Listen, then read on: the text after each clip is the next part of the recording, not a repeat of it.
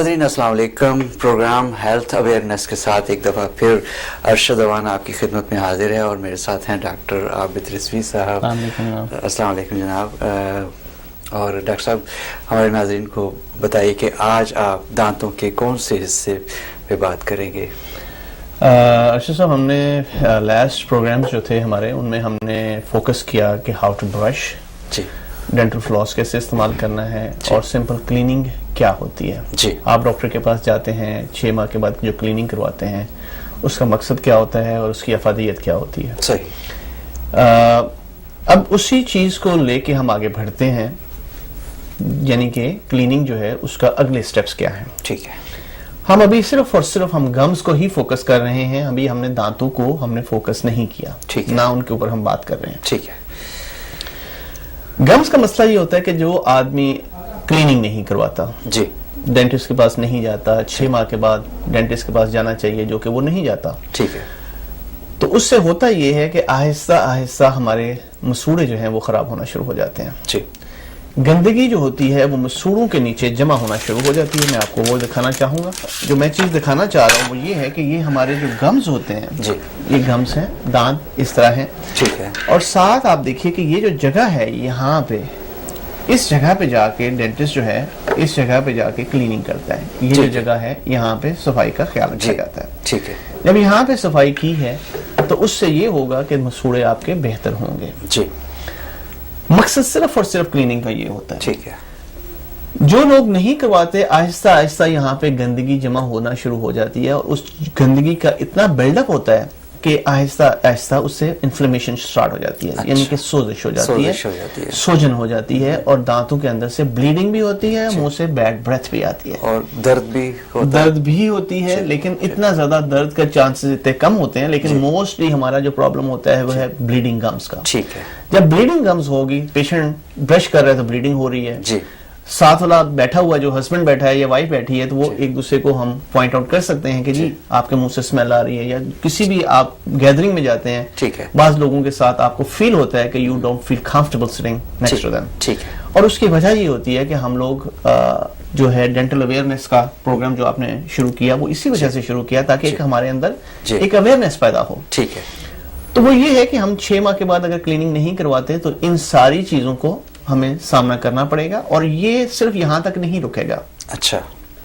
Bleeding تو ہوئی، جی، گندگی ہے، بلیڈنگ ہوئی، لیکن بلیڈنگ کے ساتھ ساتھ آہستہ آہستہ صرف مسوڑے کا پرابلم نہیں ہے. اچھا.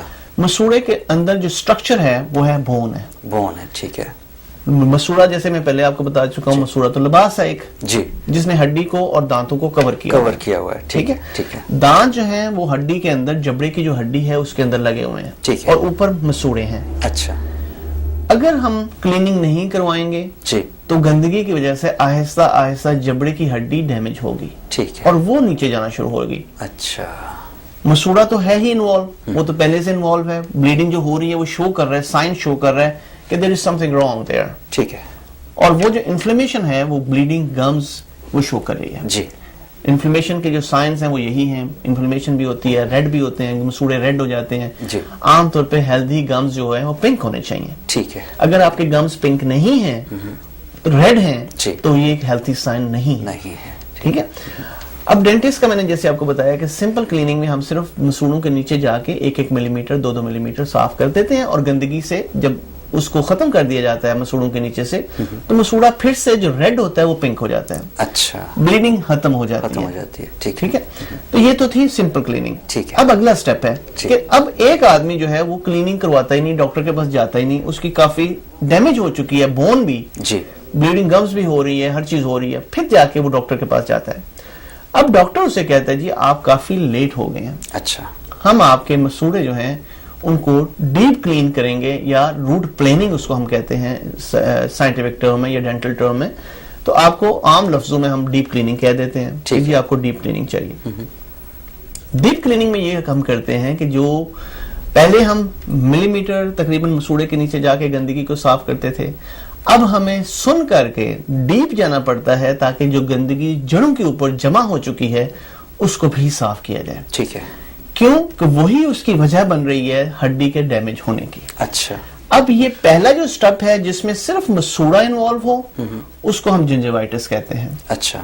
جب صرف مسوڑا انوالو ہوا ہے, ٹھیک ہے, اس میں ہڈی ڈیمیج نہیں ہوئی. ٹھیک ہے. جب ہڈی ڈیمیج ہو گئی اس کو ہم پیریوڈونٹائٹس کہتے ہیں. اچھا. جس کو عام طور پہ پاکستان کے اندر پائیوریا بھی کہتے ہیں. پائیوریا بھی کہتے ہیں. ٹھیک ہے. اس میں اس کا مقصد یہ ہے کہ صرف مسوڑا نہیں, اس کے ساتھ کا جو سٹرکچر ہے, جو بون کا سٹرکچر ہے جس کے اندر دانت لگے ہوئے ہیں, وہ بھی انوالو ہو چکا ہے. ٹھیک ہے. تو اس چیز کو ہم نے کرنے کے لیے ہم کیا کرتے ہیں کہ مسوڑے کے نیچے جا کے, ڈیپ جا کے ساری گندگی کو صاف کیا جاتا ہے, اور مسوڑا جو ریڈ ہے وہ پھر سے پنک ہو جاتا ہے. صحیح ہے. اس کو ہم کہتے ہیں ڈیپ کلیننگ. ٹھیک ہے. ویسے آپ تکلیف کم سے کم ہو آپ اس کو نم کر دیتے ہیں. Yes definitely. انجیکشن ہلکا سا لگاتے ہیں. سر یہ ایک بلیسنگ ہے, انجیکشن ایک بلیسنگ ہے جو کہ عام طور پہ ہم فیل نہیں ہوتا. ہاں, لیکن ہمارے پیشنٹ جو ہیں وہ ایکچولی ان میں نے جو چیز دیکھی ہے اتنے سالوں کے ایکسپیرینس سے اور پاکستانی کمیونٹی کے ساتھ ایکسپوجر سے, وہ یہ ہے کہ ہمارے لوگ جو ہیں ان میں قوت برداشت زیادہ ہوتی ہے. جی. موسٹلی وہ لوگ جو ہیں وہ انجیکشن پسند نہیں کرتے. ٹھیک ہے. وہ بغیر انجیکشن کے کام کروانا چاہتے ہیں. خاص طور پہ خواتین جو ہیں ان میں قوت برداشت ویسے بھی اللہ تعالیٰ کی ذات نے زیادہ رکھی ہے.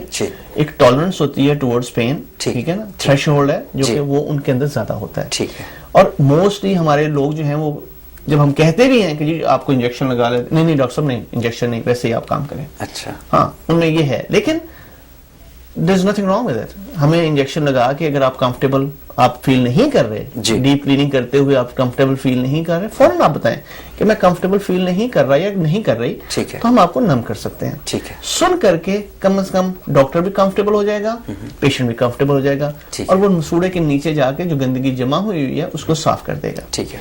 یہ تو ہے آپ کی ڈیپ کلیننگ. یہ ہم اس شکل میں کرتے ہیں جب ہمارے دانت کے ارد گرد, میں آپ کو تھوڑا سا ایک اور چیز کی طرف لے کے جانا چاہوں گا, وہ ہے جنجیول کریوس. مسوڑے کے ارد گرد ہم جو جاتے ہیں یہاں پہ, یہ عام طور پہ ہیلتھی دانت جو ہوتا ہے اس کے اندر صرف ملی میٹر سے 2 ملی میٹر تک کی جگہ ہوتی ہے. ٹھیک ہے. جس کے اندر ہم جاتے ہیں یہاں. صحیح. ڈیپ کلیننگ ہم اس وقت کرتے ہیں جب یہ جگہ بڑھ کے 2 ملی میٹر سے 4 ملی میٹر چلی جاتی ہے. اچھا, ایسا ہو جاتا ہے؟ بالکل ہوتا ہے, کیونکہ گندگی جو ہوتی ہے وہ مسوڑے کو ہٹا دیتی ہے دانت سے. اچھا. جب دانت سے مسوڑا ہٹ جائے گا تو اس جگہ پہ آہستہ آہستہ گندگی پیک ہونا شروع ہو جائے گی. اچھا اچھا. اور وہی آپ کو کاز کر رہی ہے بلیڈنگ گمز. صحیح. بلیڈنگ گمز کو جو کاز کر رہی ہے وہ گندگی کر رہی ہے, لیکن اب وہ ڈیپ پیک ہو رہی ہے. اچھا. وہ ہے 4 ملی میٹر. جب ہم ڈیپ کلیننگ کرتے ہیں 4 ملی میٹر ٹو 5 ملی میٹر, ہمیں اس سے زیادہ جو ہوگا پھر وہ مسئلہ اور بڑھ جاتا ہے. ٹھیک ہے. ہمارے پاس جو پیشنٹ آتے ہیں موسٹلی پاکستانی, ان کا یہ ہوتا ہے کہ بعض دفعہ 8 ملی میٹر بھی پاکٹ ہوتی ہے. اچھا. اس کو ہم پاکٹ کہتے ہیں. ٹھیک ہے. یہ پاکٹ بن جاتی ہیں. ٹھیک ہے. جو کہ جنجیول اگر ہیلتھی ہوگی تو اس کو کریوس کہتے ہیں. اگر ہیلتھی نہیں ہے تو اس کو پاکٹ کہتے ہیں. اچھا. پاکٹ جو ہے وہ 4 ملی میٹر بھی ہو سکتی ہے, 5 ملی میٹر بھی ہو سکتی ہے, 10 ملی میٹر بھی ہو سکتی ہے. جب 10 ملی میٹر ہو جائے گی, اس کا مطلب یہ ہے کہ بون وہاں پہ 10 ملی میٹر تک ہماری ڈیمیج ہو چکی ہے. Oh my God. جب 10 ملی میٹر تک بون ڈیمیج ہو گئی ہے تو obviously دانت جو ہے اس کے ٹکنے کے چانسز بہت کم رہ جاتے ہیں. دانت جو ہے وہ ڈھیلا ہو جائے گا, اس کی سپورٹ ختم ہو جائے گی اور دانت کو موسٹلی نکالنا پڑ جاتا ہے. اچھا.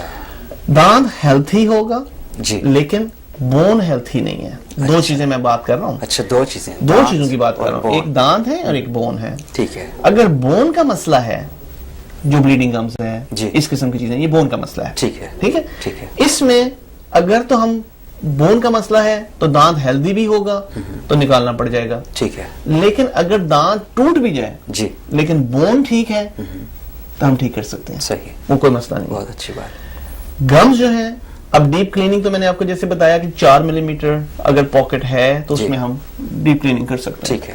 ڈیپ کلیننگ کیا, دانت کو سیٹ کیا, ہڈی کو کلین کیا, no problem. I mean that tooth can last many years. اگلا جو سٹیپ آ جاتا ہے کہ بعض لوگ جو ہیں جن کے اندر, جیسے میں نے آپ کو پہلے ذکر کیا ہے کہ جن کی پاکٹس جو ہیں وہ 6 ملی میٹر یا 7 ملی میٹر ہوں, اس وقت ہم لوگ جو ہے سرجری کی طرف جاتے ہیں. اچھا. اس میں ہم کیا کرتے ہیں, اس میں ہم مسوڑے کو ہٹاتے ہیں. اچھا. دانت سے اور بون سے ہٹا دیتے ہیں. اچھا. اب ہماری بون اور دانت نظر آ رہے ہیں, مسوڑا ہٹا ہوا ہے. اچھا اچھا. اس میں ہم لوگ کیا کرتے ہیں کہ اس کو اسکریپ کر کے سارا جو گندگی ہے اس کو جمع ہوئی اس کو صاف کر کے نکال دیا جاتا ہے. ٹھیک ہے. اور مسوڑے کو واپس اس کی جگہ پہ لگا کے سٹچ کر دیا جاتا ہے. اچھا.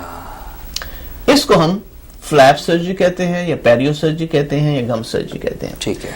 یہ ایکسپینسو بھی ہے, ٹھیک ہے, اس سے ٹھنڈا گرم بھی لگتا ہے, ہر چیز ہوتی ہے. یہ ساری چیزیں ذہن میں رکھیے گا کہ جو ڈیپ کلیننگ ہے اس کے بعد بھی ٹھنڈا گرم لگے گا, پیریو سرجری کے بعد یا گم سرجری کے بعد بھی ٹھنڈا گرم لگے گا, لیکن آہستہ آہستہ وہ ٹھیک ہو جاتے ہیں, نارملائز ہو جاتے ہیں. لیکن یہ ایک ہیلتھی انوائرمنٹ کریٹ کیا جاتا ہے منہ کے اندر. ٹھیک ہے.